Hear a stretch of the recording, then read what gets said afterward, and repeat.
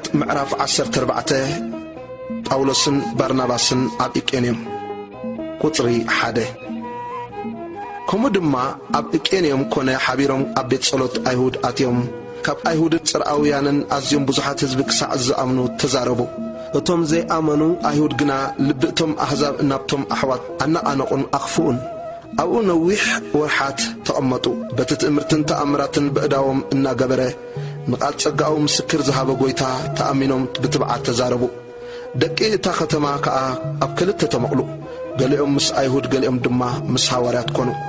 ኣሕዛብን ኣይሁድን ምስ መኳንንቶም ሓሳር ከጽግብዎምን ብዳርባኦም ንቐትልዎምን ምስ ተላዕሉ ንሳቶም ድማ እዚ ምስ ፈለጡ ናብ ከተማታት ሊቃኦንያን ናብ ሊስጥራን ናብ ደርቤን ኣብ ከባቢእን ናብ ዘላ ሃገርን ሓደሙ ኣብኣውን ወንጌል ይሰብኩ ነበሩ ጳውሎስን ባርናባስን ኣብ ሊስጥራን ደርቤን ቁጥር 8 ሓደ ሰብኣይ ኣእጋሩ ዝሞተ ካብ ከርሳ ኣዲኡ ጀሚሩ ዝማህመነ ተዛዊሩ እኳ ዘይፈልጥ ኣብ ሊስጥራ ተቐሚጡ ነበረ ንሱ ጳውሎስ ክዛረብ ከሎ ሰምዐ ጳውሎስ ድማ ተኪሩ ጠመቶሞ ክሓዊ እምነት ከም ዘላቶም ምስ ረአየ ድምፁ ዓው ኣቢሉ ትኽኢልካ ብእጋርካ ዶ በልበሎ ብድድ ኢሉ ከዓ ተዛወረ ሽዑቶም ህዝቢ ጳውሎስ ዝገበሮ ምስ ረአዩ ድምፆም ዓው ኣቢሎም ብዘረባ ሊቃኦንያ ኣማልክቲ በርኣያ ሰብ ናባና ወሪዶም በሉ ንባርናባስ ድያ በልዎ ንጳውሎስ ድማ መራሕ ዘረባ ስለ ዝኾነ ሄርሜስ በልዎ ካህን እቲ ኣብ መንጽር ከተማ ዝነበረ መቕደስ ድያ ድማ ኣብዑርን ኣኽሊላትን ዕምባባን ናብቲ ደጌታት ኣምጽኡ ምስቶም ሰብ ኮይኑ ክስዋዓሎም ደለየ ግናኸ ጳውሎስን ባርናባስን እቶም ሃዋርያት እዚ ምስ ሰምዑ ክዳውንቶም ቀደዱ እናጨደሩ ከዓ ናብቶም ህዝቢ ጐየዩ እናበሉ ኣቱም ሰብ ንምንታይ እዚ ነገር እዚ እትገብሩ ንሕና ድማ ከመኻትኩም ዝፍጥረትና ሰብ ኢና ካብዚ ከምቱ ነገር ናብቲ ሰማይን ምድርን ባሕርን ኣባታትን ዘሎ ኩሎም እውን ዝፈጠረ ሕያው ኣምላኽ ክትምለሱ ነበስረኩም ኣሎና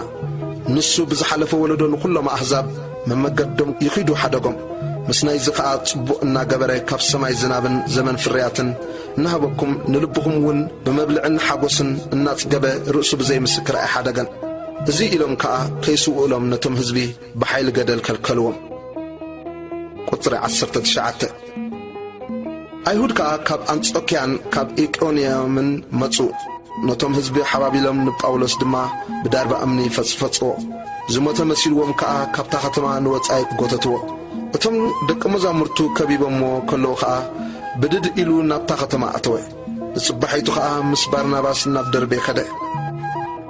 ጳውሎስን ባርናባስን ናብ አንጾኪያ ናይ ሶርያ ተመልሱ ቁጥሪ 21 ኣብታ ከተማ እቲኣ ድማ ወንጌል እናሰበኹ ብዙሓት ደቂ መዛሙርቲ ምስ ገበሩ ናብ ሊስጥራን ናብ ኢቄንዮምን ናብ አንጾኪያን ተመልሱ ነፍሲ እቶም ደቂ መዛሙርቲ ኣጸናንዑ ናብ መንግስቲ ኣምላኽ ብብዙሕ ፀበባ ክንኣቱ ይግባአና እዩ እናበሉ ከዓ